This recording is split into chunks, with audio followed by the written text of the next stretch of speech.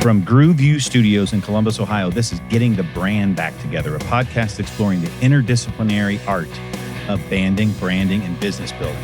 Rock and roll relic, poet, writer, and brandist, I'm your host, Brad Circoni. Today, we're joined by Becca Johns, the Director of Practice Growth at Rea Associates. Great to have you, Becca. Thanks, Brad. I'm so happy to be here. It's so good to see you. We're here, and it's live.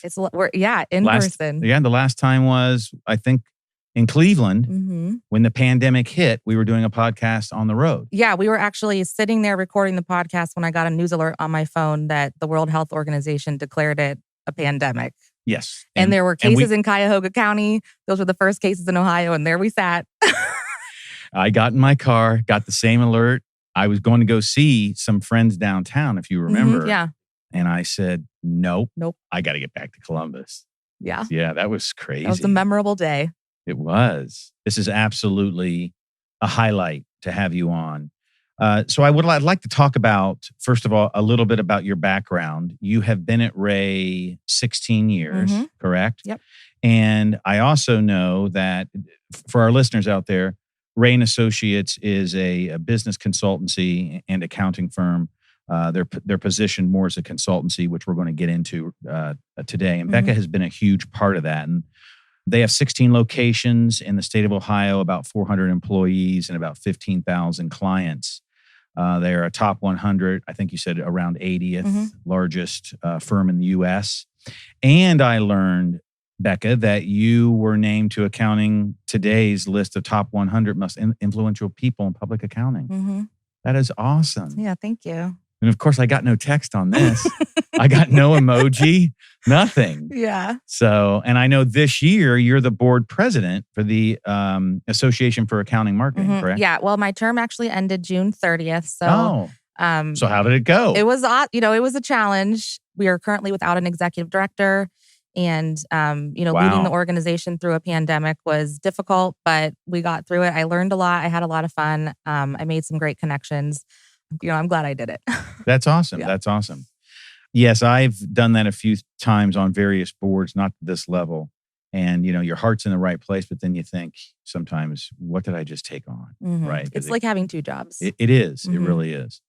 When I was looking at the site and looking at Rea and some of the principles on there, it says under your description of what you do, when I went into our bio section, that you help provide tools to our teammates so they can grow their practice and develop new offerings and solutions for their clients.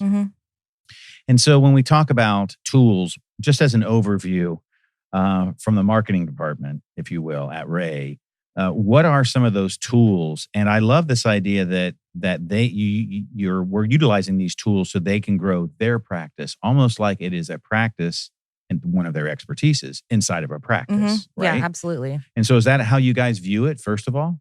Yeah, so we go to market based on industry and service line specializations. So some of those literally are their own profit center within the firm. And the way they go to market is very different. The way you market to a construction client versus a government or a nonprofit, very different. So when I say I provide tools, sometimes that tool is knowledge and helping them understand who their target market is, help them understand what services their target markets need, what their needs are, and then identifying the channels of distribution to get those services to those clients and prospects. Another tool that we provide is in the form of technology. So we've implemented a CRM system where we're capturing information about clients' opportunities and helping mine that data and saying, okay, cybersecurity team, here are all the opportunities for you. And we kind of try to help them prioritize, like they only have so many hours in the day. So these are the ones that we believe are the hottest opportunities. If I were you, I would start there.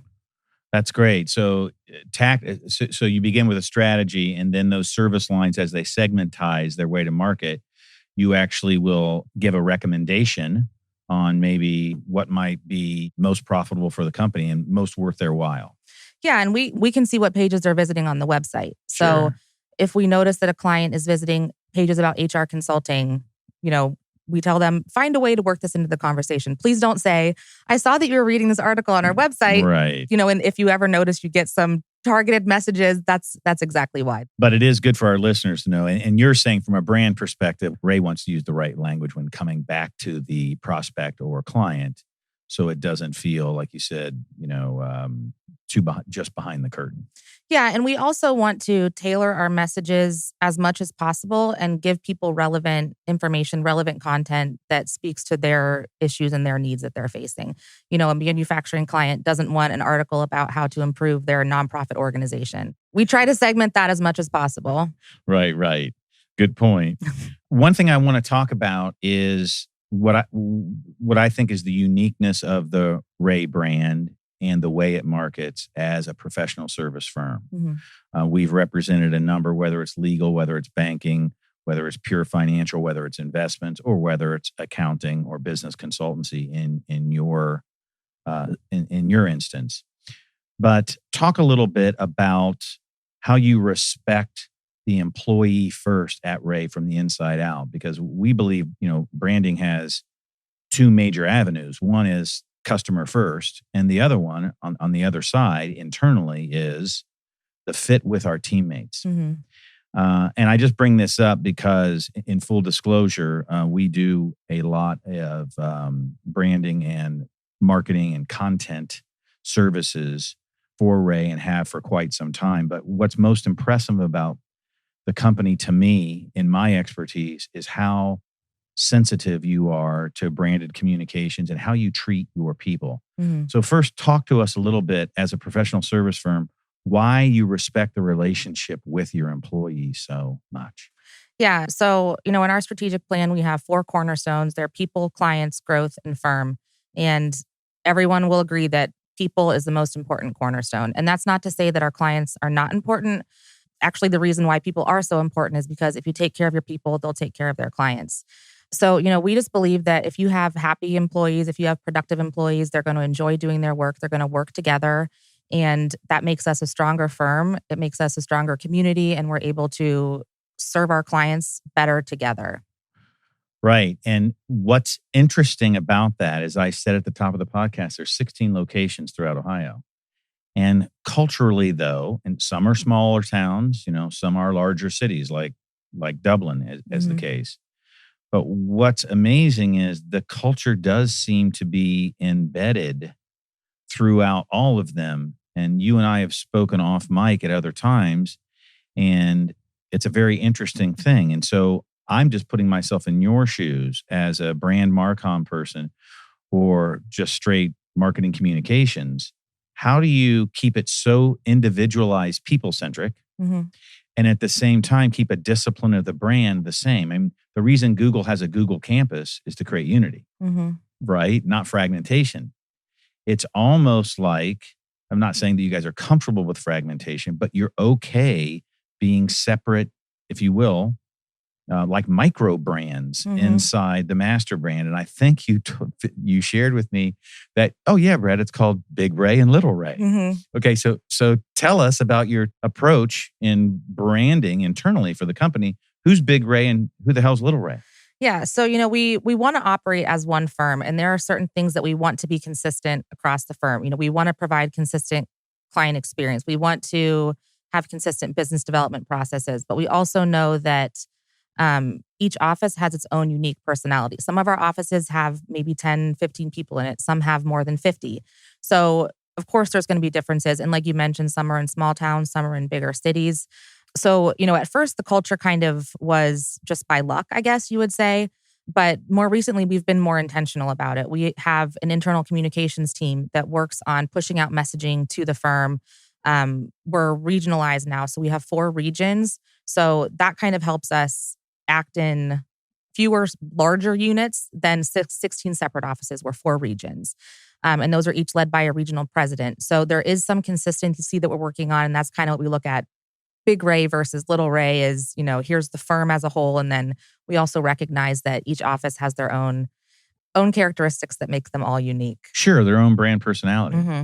We had some people in on a podcast will be airing around the time yours will be, from Express. And they talked about, from a fashion sense and a clothing design sense, this idea of brands within brands, Mm-hmm. and how those were managed. But they all still came together as one voice. But tell me a few things when you and I talked about this. It's intriguing to me. I'm sure sometimes little Ray can teach big Ray something big Ray had forgotten about or never tried to do. Does that happen as far as things bubbling up in that manner for whether it's a marketing initiative or perhaps it's a brand philosophy or it's just an informal customer service thing that works in New Philadelphia that no one in Dublin has thought about? Sure. Yeah. Our East Central region, which is New Philadelphia, Millersburg, and Worcester, are really, really great about, we call them client opportunity plan meetings, where they're sitting down and meeting and talking about their clients and what their needs are and how we're servicing them, what holes there might be. And that's something we're trying to duplicate in all the other regions. And, I don't really have a specific example aside from that. But, when I think about smaller firms, smaller CPA and consulting firms, they can be a lot more nimble than the big firms. It's often easier for them to make big seismic changes. So I would imagine in some of our smaller offices, when they're trying to roll something out, we have a small group of people, you only have to get so many people on board versus, 50, 60 people. Right. Yeah. In your case. And of course, when I hear that kind of language, and I know that we talk about in marketing all the time, trying to get everybody to stand behind a campaign, stand behind a brand. It's sometimes like herding cats. Yeah. So you can imagine the cultural differences just within a state of Ohio between a small town and say one that finds himself to be an innovative leader, right? Near Columbus, Ohio, that there are some things that you want to keep standardized as a brand leader, Becca. And there's some things that you say, well, leave that alone. It's customized. Do you and the marketing team actually go through that and say, like something pops up and you go, well, that's not even on brand, but it's a great idea. Do we take it away and put it on brand and reintroduce it? What do you do with even if we break it down just those 4 segments, like you were saying, what do you do if something nimble gets outside of the brand and isn't right for the brand, but it's still the personality of one of our offices? How do you guys overcome these little pings that might come up in this kind of a management? Yeah, I don't know if this is exactly what you're looking for, but one of our offices is very involved in their county fair. They send people out to do the registration for the livestock auction. I think they buy a hog and donate I think it's for meat. I don't think they're actually taking the hog home. No, right. Well, they name the hog, right? Probably. Right. And, I saw the spend and I questioned, is this really what we want to be spending our marketing sponsorship dollars on? Yeah. But then I learned that the number of clients they see when they're sitting at that table registering for the livestock auction, they're worth seeing a couple their of top hogs. clients. Yeah. And so while that may not work in Cleveland or Columbus, for that community, it's great visibility and they get a chance to touch a lot of people. So I love it. Yeah. And what a organic, authentic way, right, to have a conversation with a neighbor in your community. Yeah. Right? It's hard. You might not trust a human, but you can always trust a hog. I guess. I haven't known many hogs, so I can't really. Oh, I do. I need to get out more, I guess. Well, this pandemic, the hog patrol is on the loose. Okay, so when these things pop up like that, that's a very specific example. Are there also sometimes when the nimbleness or agility of Ray that you and the team have to step in and say, you know what? I think perhaps you should approach us this way. Or let's take the opposite of hogs. Let's take golf. Okay. Right? So the old school way, of course, is, well, let's just go on the golf course. We'll talk about business and that's camaraderie. Are there times when you say, well, wait a minute, golfers, maybe think about something simpler because talk about a spend, right? Yeah. Right. So do these nuances sometimes teach the more traditional, but does that sometimes teach these bigger brand initiatives and make you guys question what are we doing with our spends and are we doing the right thing? Yeah, I mean, I look at some of those spends and I do question. I think there are some things that do make a difference. I think there are some things that don't. We kind of give each office its own discretionary marketing budget, and right or wrong, my perspective is stay inside that number, and that's not a hill I'm going to die on. That's kind of what I like to say. Exactly. I mean, there have been times when I've said, that's not something my team can support. If you've already committed the dollars, that's fine, but we can't send someone to that event. But, whenever I'm in that position to say no, I kind of try to bring them along that journey with me. And I ask them the questions about what do you expect to get from this and help they're kind of coming to that no answer along with me instead of me saying no, because then they're learning why instead of just being like, oh, well, Becca told me I can't do that. Right. Which is I know that's not the kind of reputation we want as marketers, right? Right. Yeah. Those always saying no. Yeah. And what determines in your brain what a standard part of Rea, like the Rea way, is a standard part, which is the founder who found Rea in 1938, wrote this beautiful, simple philosophy. What are there, 12 to 15 statements, something like that? That's a philosophy about the way he wanted to do business once he was furloughed to start Rea in New Philadelphia, Ohio. And when those are cornerstones of the brand, how do you determine as a brand leader, as a marketer, what is something that you're going to say, this discipline needs to be throughout all of Rea, and this only goes to one or two of the locations, more segmentized and tactical? How do you make that determination as they come in, or is it something that you plan for? It's a little bit of both. Again, since our offices have the ability to spend their own marketing dollars, sometimes we find out about things after the fact. Imagine that. I know, it's my favorite. For those bigger initiatives, the way we prioritize is we have something called Rea 1000 clients. And those are our top clients that are sticky. They're buying multiple services from us. They want to partner with us and truly use us as an advisor. So, we focus on activities that help us gain and retain Rea 1000 clients. More recently, we've also been working on employer branding. The talent wars are just crazy. So, also looking at how we can help the firm gain and retain top talent. So while, we're certainly not the HR department, we're not out there recruiting, but we are promoting our culture and making Rea be an attractive place to work, in addition to an attractive place to do your accounting, business consulting, that type of thing. Which I must say, I think you guys have done a very good job of that. And I know it's very competitive and difficult out there. But I think when any of the associates would meet any of the Rea team members, no matter what of the 16 locations, it is very approachable. And we're going to get into this later. The idea of, I would just say they're just happy and friendly people. You and I talked about that. And we're kind of both still trying to figure out exactly why that is. Yeah. But I guess it's a great cultural gift. I do want to get into this idea that you and I shared and that you said to me the other day, and I think it's awesome, and I'd like you to talk about it. Because people talk about it, but you guys do it. Okay. And that is people first organization. So many brands say they're people first organization. Then it comes out in the news, oh, they're not people first. Here's what really happened. Right. Even international brands to national to local brands.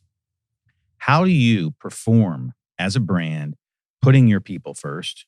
And how do you execute that? So I think there's a couple different ways. We have the more programmatic things. So looking at our benefits that we're offering employees, making sure they're having fun at work.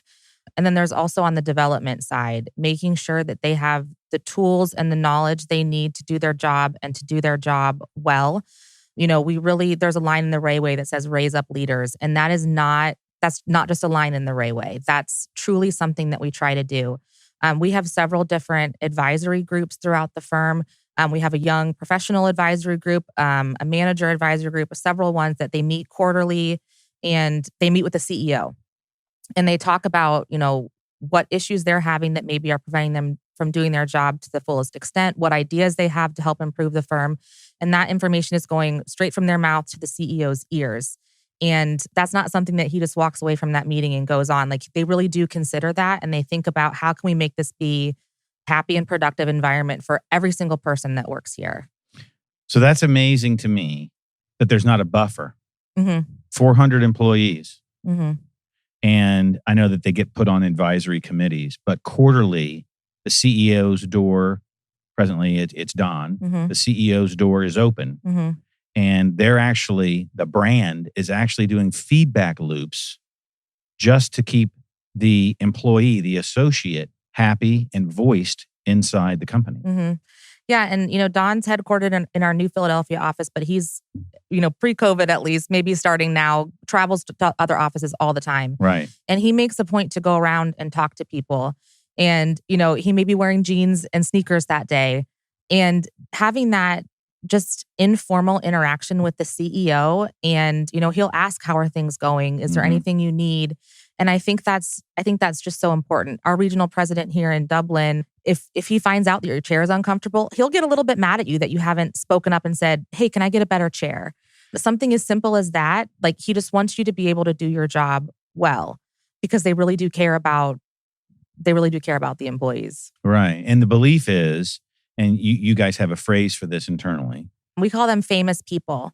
So the idea is that you kind of choose what you want to be famous for. So whether that's oil and gas, whether that's state and local tax, you choose what you want to be famous for. And one of our jobs as the practice growth department is to help that person become famous. So maybe we'll have them on our podcast. We do. Or, writing articles with them and helping them get out there in the marketplace, Right. helping them identify associations that they may want to speak at their conferences. And then also being famous internally as well, so that if someone up in Amherst has a client with a state and local tax issue, they know who to call instead of calling someone they may have went to college with at another firm. Right. And I'm sure this also helps with retention, because if they really feel valued, Mm-hmm. I mean, you and I know how many surveys we've read and how much data has been proven that it's not about the money. It's about humans feeling valued at what they do. Yeah. And so, that kind of goes back to that manager advisory board and those other advisory boards that we have, not only feeling valued, but feeling like you have some kind of control in your career path. We have people that have had 4 or 5 different careers within Rea over the time they've been there. They've been in different service lines. Our director of development started off as an intern. She was in government audit. She did forensic accounting. And now she serves the firm as helping our firm learn and do their jobs better. That's awesome, by the way. Yeah. And so you can kind of say, if you see something that needs improved, okay, great. Help us figure out how to do that. Right. Or if you want to do something different in the firm, okay, great. Help us figure out what that looks like and why that's beneficial, and give it a try. And how does Rea execute on that? But to me, being around many professional services, having quarterly feedback loops like that to a CEO is one thing, but then it actually happening. So how do you programmatically make sure, okay, the CEO heard me? Let's not you necessarily use the chair example, but let's say it was a go-to-market strategy that somebody had as an idea, or they decide, hey, I want to be in SALT, state and local taxes. How do we make sure this is executed in the brand, and how's that happen? Well, I think it kind of depends on the level of what they're suggesting. I went through our firm's program. It's called Next Gen, and it's a leadership development program. And as part of that, you identify a project. So it's kind of similar to what the advisory board's doing, but maybe on a larger scale. So my group's project was about internal communications, and we took feedback from our employee surveys and figured out, like, where's the dissatisfaction coming, or where's the frustration coming from. We pulled some information about how does communication affect the bottom line. So we had to present it to firm leadership and make a case for it and say, this is why we believe we need to add this position. If it's something like that, these advisory boards, they have to kind of prove it, which is a good skill for them to learn. It's a good skill to learn that persuasion and the research and thinking like an owner. Like, if this was my money that I was paying this person, how do I know that's where I should be spending my money? Yeah, I love that. Now, so some people may come back and not do enough research, not be persuasive enough to build their case. And the advisory board might then say, we hear you, but we need these other facts. Please revise and come back. Mm-hmm. And in other times, Becca, will they just say, yes, we think that could be valuable, but there's not enough momentum, or it's not good this year? Will they also table a few things? Yeah, sure. I mean, you always have to look at priorities and what other initiatives you have going on. Right. But just that action of taking the pulse of the employees and, what are your peers saying about what it's like to work here? What clients do they like working on? What clients are a pain? And again, having that voice and having that place to give that feedback is so important. Yeah, that's great. And the other thing that I wanted you to share with the listeners, which I think I love, and I've been with you guys from the professional side for quite some time, but I did not know this. You actually allow new people to the firm to pick their major, is what you call it, right? Mm-hmm. So whatever they can be famous in, they can pick that, and they have up to 3 years. Yeah, I think that's the way it's worked. So, they get a chance to work on all different types of clients in different, audit, tax, assurance, whatever it might be. But then the expectation is that, we don't want generalists because Right. again, you can't be famous for being everything to everybody. Right. So the idea with that is that, it kind of benefits Ray, but it also benefits the employee in the sense of, we may have hired you to work on the tax team primarily, but if you prefer audit, you'll find that out as you work on audit clients. And if that's the career path you want, great, we have a place for you there.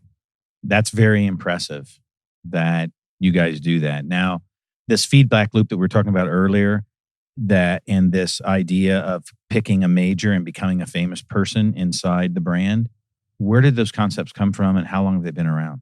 Picking a major, we used to call it shop, choose, migrate. So you're shopping, figuring out what you want, you pick it, and then you migrate over to that service area. Okay. And the famous people, we developed a strategic plan. I think our first one was 2015. And so those initiatives are actually part of our strategic plan. Okay. So it's not something that like this office does it, this one doesn't. Like, yes. No, it's in the plan, it's in writing, it's part of the culture. This is how it is. And I think that's why, the strategic plan, I once did a chart of our revenue year over year. And then when we started the strategic plan, and it shot up because of we were all focused on a common goal. Yes. And we knew what was important to the firm. And it kind of helped us focus, not only my team, but everybody, focus on who we want to work with, who we want to be, and how we want to get there. It is amazing that since 1938, there was no strategic plan like that, right? Until 5 or 6 years ago, is what you're saying. Yep.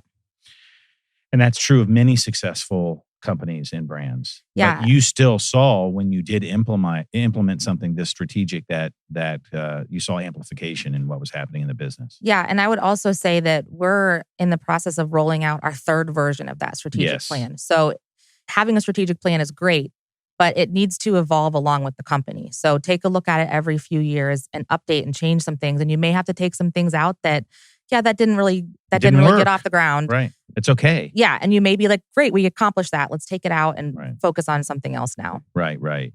That's a great point. That's why we called brands that we write brands and brand anatomies, because they change. They're organic and you can't ignore them. You have to write into them. You have to learn from it, like we went through with COVID, about as variants happen, we have to make changes in the marketplace. The same thing, whether it's health and wellness, or in this case, business services and consultancy. Right. Now, you brought up something interesting, and I love this. The day of the big brand was all about generalisms. It's all about general, right? They could fix everything. I was thinking about Pringles potato chips. Didn't come from Lay's. It came from Procter & Gamble, which was a toilet paper and women's beauty maker. But they invented the stackable chip, right? Because they wanted something specific that wouldn't break when it was distributed across the country, right? So why put it in a bag? Why don't you put it in a tube? Right. Right? Brilliant. But that innovation came from an expertise. They weren't even P&G wasn't even in the food business. That took a new CEO to do that. My point is, I believe there are still a lot of professional service firms that believe generalism is better than what you guys are doing, which is this idea of creating specific experts inside the brand. You said something amazing to me, in that generalists, it's harder for generalists to farm business. I mean, who calls up and says, hey, I have some general tax and business problems. Right. Can I get Major Dan over here to solve these? And I need a socket wrench. Right. Right? It's too general. Right. So you said that it's hard to do that, but then you said something else that really talked about brand bonding. Trust. How can you pass a problem to a generalist? Risky. Now, your reputation is with his or hers about how good they are about a specificity that needs done by your client, but they're only a generalist. You said the beautiful thing about being specific and a famous person is in that expert, whether it be cyber, HR consulting, which you're going to talk about later, some of the unique products that you guys now offer. Yeah. You need experts to solve that. You need the trust of an expert before you pass the baton. Right. So was that the drive behind that concept from human to human, that trust bond? How can we make this referral? It used to be probably, hey, we have some people in New Philadelphia before the strategic plan, people in New Philadelphia that can do that, but you maybe didn't call them heroes or experts, right? Mm-hmm. So how did this come about, and why do you think that bond of expertise is something that the team now looks at versus the negativity of being a generalist? Yeah. So to answer how it came about, like you mentioned, I've been with the firm for a long time. So when I first started, it was a lot of generalist. And I remember the exercise when we started segmenting our revenue by service and by industry. So you look at, okay, here's what we do for benefit plan administration. Here's where that revenue comes from. Here's how much we have of that revenue in manufacturing, in construction, whatever it is. And we started developing teams to help grow whatever that service line or industry was. And as we found, as these people are learning their specialties and really becoming experts in that area, the people that were specialized were getting more clients. They were growing their book of business a lot more than the people that weren't specialized. And they were also able to your point about, referring work. If you have a client you've worked with for 30 years, or maybe it's a brand new client, but that person trusts you. And for you to say, okay, I'm going to bring someone else, and this is not my wheelhouse, but I have someone that can help you with that.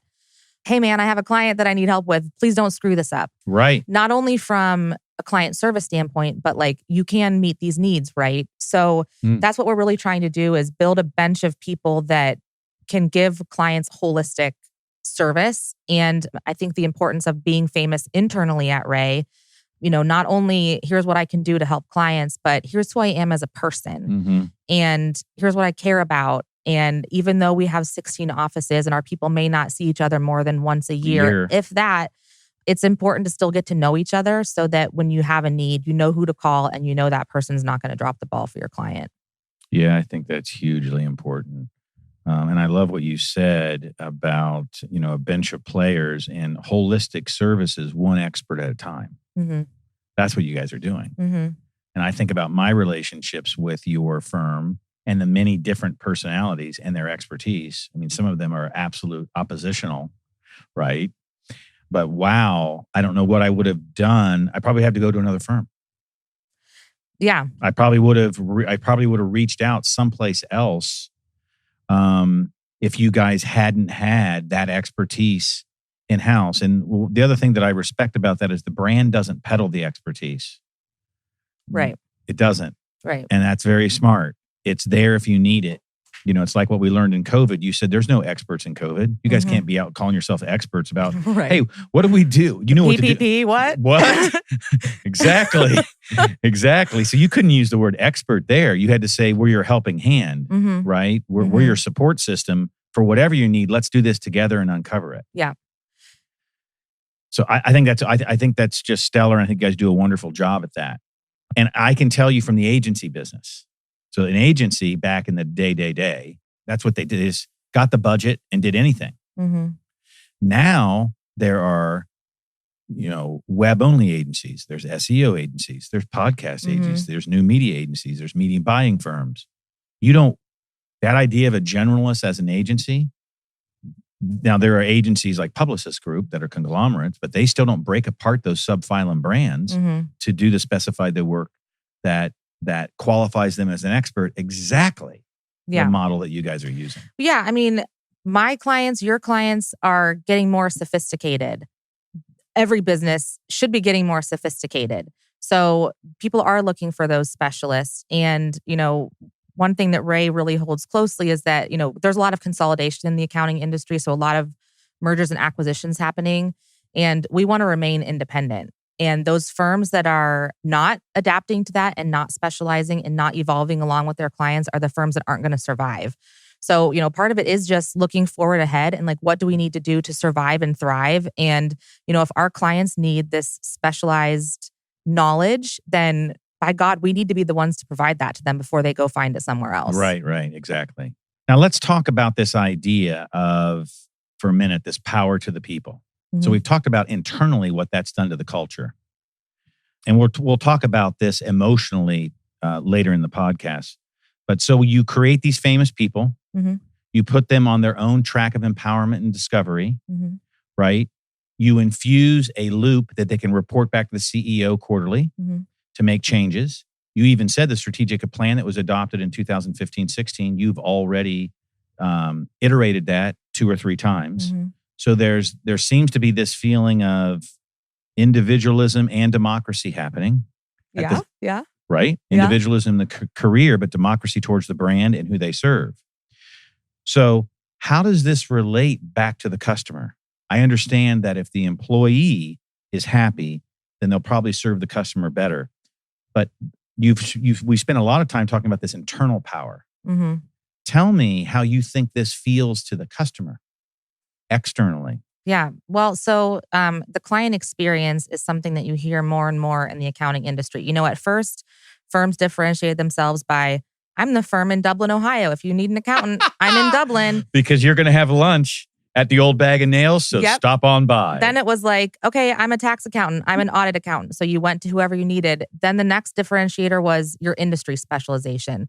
Well, what we're seeing now is client experience is how firms are differentiating themselves. We just completed our client survey and I was reading through the results. And one of the things that we offer in our client survey is the ability to give a shout out to an employee that they feel has gone above and beyond. And it is so damn fun to read those. When I would get them in, we would send them out to the whole region. And so they could celebrate what their clients were doing. And sometimes they were little things. Sometimes it was like, I literally couldn't function without my partner, whoever I'm working with. So, I think when our employees are empowered, that definitely does trickle down to the clients. And we hope that our clients feel valued because, again, even though we say we put people first, the motivation of the client is behind that. We want our clients to stay with us and to refer work to us, of course. We wouldn't have a company to work for if we didn't have our clients. So, we tell our people, you need to respond to your clients in at least 24 hours, even if it's I don't know the answer, but I'm going to get it for you. Show your clients that you care about their questions, even if you don't have the answers like we saw with, early on in COVID with the CARES Act and PPP and everything that was changing day to day. Like, no, I don't know the answer to your question, but let's find the answer together and we're going to get through this. All I know is bar tabs and golf expenditures were up. After those days, I'm sure. Yeah, those were tough times. Yeah, well, I was speaking to quite a few people myself in your firm. I was part of that fiasco, if you will. And so what happens when we do shout outs to Rea Associates is you get to see how we feel about the brand. Not about what you plan about how we feel, but how we really feel. And is it your hope to then gather that information, especially what I would call not a 1 through 5 score or an A through F score, but an emotional carrot about how my firm or other clients feel about the brand, and then use that feeling to infuse the Rea brand, not just in education of services, or like you said, it was locations, products, services, but to use that emotionality to reconnect again with the client. Is that something you're thinking about? Yeah, absolutely. We want to look at that feedback and look for trends. What our most satisfied clients, why are they so satisfied? What is different about what is different about this partner who has 100% NPS score versus one that has a lower one? How are they serving their clients different? Maybe they're being more selective and they have fewer clients that they're doing more for. That's something that we're definitely seeing. And, again, with this talent war that we're seeing, we definitely do have to be more selective with the clients that we take on and make sure that their people are people want to work with and that they're clients that value what we do for them. We're not the least expensive firm out there, and we know that. So we have to make sure that we're providing value to our clients for the fees that they're paying for us because we know they could go somewhere for less. So our hope is that they're more than happy to write that check to us. Right. And I would also say, in the brand's defense, you're also not a commoditized offering. You're a custom offering. Right. So I think you guys provide a hell of a value for a custom offering. So let's talk about that a little bit. Some of the products, you brought up so many good points there. I want to talk about customer service experience and then let's jump over to products. Before we write a word in developing a brand, one of the things we do is research, and we usually divide the clients into 3 buckets. The first bucket are hypers, those who love the client.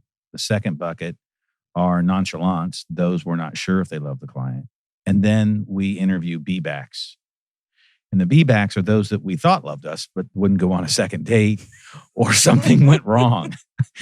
And we won't begin writing a brand until we personally interview the same 14 questions, Becca, but we personally interview all of the recipients in the bucket. Mm-hmm. They get an email from the CEO that says, these will be personal interviews. They take between 7 and 15 minutes, right? And the reason that we do that is we're trying to find the truth, even before it's data, just the truth about feelings. Mm-hmm. Instead of like the example that you just said, which is a great one and it's very helpful, that we can get feedback. And I know you guys get feedback on things that you do wrong as well. It's not just feedback on things that, like you said, a shout out and positive things. Sure. And the reason we do that is so that we can remain honest before we even write the brand. Mm-hmm. Because if we only take even a nonchalant or a hyper and we leave that be-back section, we're going to start to sell things emotively and connect emotively into a falsehood. So we have just done this and with a client, and their largest client, who they thought was a hyper, was a phone call away from being a B-back. I mean, a large that you would know the name of. And we immediately stopped the process. We were just in discovery, called the client and said, make a phone call, right? The beauty is that feedback had a loop, like you're talking about the internal feedback loop that's happening at Rea. And because of that, we were able to quickly get the information. We didn't make the changes. The company did an awesome job of pivoting immediately. But they have a product and it's easier to do. They could make a change to a product. Now, it was the customer service that was screwing it up, not the product. In your case, though, it's professional services. Mm-hmm. So it's not like we're talking about a Goodyear tire, a Harley-Davidson motorcycle, right? Or a computer. So when you get this feedback and there's a problem in it, or you guys see a negative trend, like too many clients or the wrong clients for this expert, how do you go about as a brand making those iterations and changes? What do you do with the negative feedback? First, I'll say, we do a survey once a year. I would love to get to the point of surveying clients at the end of an engagement. So here's your audit report. The next day you get a survey about how we did. Because if they were really thrilled about something or they were really upset about something in October and we don't survey them until June, we're not getting the true feedback. But, regardless, the once a year survey, if someone, is labeled as a detractor, they're not very satisfied, we get an alert as soon as they hit submit on that survey. And I email the partner in charge, copy the regional president and say, here are some talking points. Here's what the client said. Here's kind of how to handle this. I would recommend a phone call. Let me know what you find out. And, oftentimes we find, oh yeah, I'm not surprised to read that. There are some that, we can see this year that maybe rate us lower than they did last year. So that's a conversation that we need to have, like what changed. I do think last year our survey scores might have been a little bit inflated because it was right after everything with COVID. So people were all high on us. Like, you helped me through this. You got me all this money. Right. So it'll be really Money will interesting. do that. Yeah. You get a check. That's sure. Your rating goes up. Yeah. So it'll be interesting to see how that trends over the years. We certainly don't want to rest on our laurels knowing that we've got some great feedback last year. But it really does show the clients, if it is a client relationship that we want to save, it really does show them like, oh, wow, you care that I'm not. You want to hear what's going wrong and how I can do better. Right. Okay, that's great. One of the other things I think is unique about you guys, when you bring in a new team member, about how you introduce them to the firm and to the brand. And I think you walked me through about a 3-step process. This is what our team does. You were saying this is how you can help in the firm's growth, those kind of things. Can you take us through when someone, even if it's not a youngster that's coming out of college, say that it's just somebody else that you guys have picked up as a great employee or a hire, how do you onboard or how do you introduce the brand to them? I mean, does it start with a Rea way, cultural over time, or is there a process model? I would say for the most part, it's cultural over time. they're getting their first day, their first couple weeks experience in their local office, and they're hearing about it, but they're also seeing it. For those employees that we bring on that may be a manager or senior manager, partner level, I do try to have a meeting with them and learn about what they're bringing to the firm, why they felt like it was attractive to work for Rea Associates, what they were told their job expectations are. And then I explain a little bit about how my team can help support them.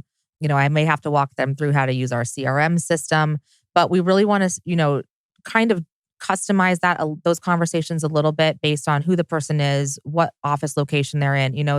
Some of them are like, oh yeah, I've heard this, I've heard that, I know about that already. And I'm like, awesome. Great. So we do have a good level of trust in the people that are onboarding across our offices to take care of a lot of that. We do have some work to do in terms of formalizing that a little bit better. We also have an annual orientation, and I send someone from my team to do a more formal presentation about the brand and why does an accounting firm need a marketing department and kind of some of those basics. Up until sometime in the 70s, it was illegal for accounting firms to market. Illegal. That's just crazy. Like when I joined the firm, there were partners that were working in that time. And it's like, well, I built my business without this. I don't need this. Those must have been glorious days for you. It was so great. They're questioning your existence while they're paying you. Mm-hmm. Mm-hmm. Yeah. Yeah. Those days are gone and they see our value now. And, we're also able to say, we'll work with the ones that want to work with us. And if you're not on the bus, I'm not going to spend my time trying to get you on the bus. The bus is going. To recap where we are, we talk about power of people, putting people first. The Rea Way was the amplification of the philosophy in 1938. The brand by a single individual at the time. And now you guys, some of the services that you offer, I have had some of my constituents say, really, they do that? So why don't you talk about how the standard accounting firm, since you brought up the 70s, the standard accounting firm is no longer that, and how you guys are actually breaking new ground on stepping way outside of the box on the kinds of things that you're offering businesses. It is not an accounting firm. Mm-hmm. Yeah. When I first started, it was audit, tax, and accounting were the main services we offered. We also had, some other more consultative type services, employee benefit plan administration, business valuations. But within the last couple of years, some of the services that we've started offering are HR consulting and cybersecurity. And, we're not the only firm in the industry that offers those. But if you look back 5-10 years, no one was. Especially like cyber. Right. Yeah. Well, there wasn't even a need for it, really. Right. Yeah. So that's just another way for us to, we're looking out at the future in terms of what do our clients need? What expertise do we either have in-house? Our lead HR consultant used to be our HR manager. So she was doing the hiring. She was doing the internal HR. And I think the way she got started was just like, hey, I have a client that needs some help with the handbook. Is that something you can do? And it kind of turned into like she really had a passion for it. She's really great at working with clients and finding new clients. So, that's not something that I'm sure she ever planned for when she started working at Rea. But again, that's an example of if you have a passion, go do it. Well, there's your 1-2 punch, like you said, of empowering people, right? Like you said, pick your major. Mm-hmm. She changed her major. Yeah. Right? Yeah. And it led to helping grow the practice, but it also created a whole other product silo for you guys. Yeah. And so, if I have a client that has this need, I'd rather have them come to us for that than go elsewhere. And also, if Renee's able to bring in an HR consulting client that's new to the firm, that's great. Let me, over time, learn about what your other needs are and see if we can help you in other ways as well. Yeah, I love that. And not only that shows care, right? And not only that, it's efficient. Because if the client was to hire someone else to do that specific service, you have to chase down that information, or you get it second and third hand when a busy entrepreneur doesn't have time to properly educate you on all that he talked about, right? Right. So you've got people differentiation. You've got product differentiation. So as you grow this, as you have successfully grown it over 16 years, Becca, from people to now productizing it, then the next natural evolution is becoming a brand that is just recognizable for these things, that almost stops selling because it quickens the purchase intention. Right. You're probably thinking down the road, how do I strike that balance? Hence why you're looking at that strategic marketing plan and saying, oh, this needs change and that needs change. How do you see the balance in the future as you guys keep productizing, you keep bringing in better and better people? Let's say that keeps happening at the rate it is. And you said, once I had that strategic plan, the ramp of the revenue went up. What would you then say? How do you begin balancing, okay, what's next for name recognition for Rea and the brand as a major player, which it already really is? It's just a best kept secret. Would you agree? Yeah, I mean, I think targeting is always really important. We want our target clients, the influencers in the industry, bankers, attorneys, that type of thing. We want them to know about Rea. So it's really identifying who those people are and not only, oh yeah, I recognize that logo, but giving them an experience and showing them that, you know, if you refer your client to us, we're not going to drop the ball. We're going to do a good job. They're going to like us as people, which is like, honestly, probably the most important thing. So, you know, sure, there are like big go-to-market strategies, but I think also that personal touch and those personal relationships, unfortunately, are harder to build, but that's really where you get the most traction. Yeah, totally concur with that. And this is something that blows me away. Some of my favorite people that were at Rea that had nice opportunities, so they took them. My firm's still with Rea. And the reason is simple, what you just said. The people are so approachable, nice, and caring. And I know, listeners, that sounds cliche as hell. But it is not. It is not. I don't care their specificity or what city they're from. It's like you guys, and I know you haven't done anything organic. You don't say you have to smile here and this happens here. Yeah. There's an attitude. And of course, I think it comes from the Rea way, which I think is a wonderful thing. But I almost think it's deeper than that. It's more of what you were talking about this culture, and that if you're not part of that culture, I think you just move away from Rea. You might come into Rea, but you won't be there very long if you're not like that. Yep. You know, it's almost like accounting Darwinism or customer relationship Darwinism. Yeah. I am so impressed by how nice they are. Sometimes when Melissa delivers me bad news, sometimes I feel like she just has like a potted plant or a sucker behind her back when she says, oh yeah, that's how much you owe in quarterlies. Yeah. My estimated, Melissa's had that conversation with me as well. Yeah, okay. Yeah, it's horrible. But she's always got some kind of gift when she tells you bad news. But what's amazing is I obviously, before I got in the advertising business, in the branding business, I was in the entertainment business. And I have to say, until meeting Rea, my favorite thing back in the day was to run inside Geffen Records and talk to everyone I could, a bunch of creatives behind the scenes that were doing our album covers and things like that, because they were so nice, friendly, and everyone's door was open as creative.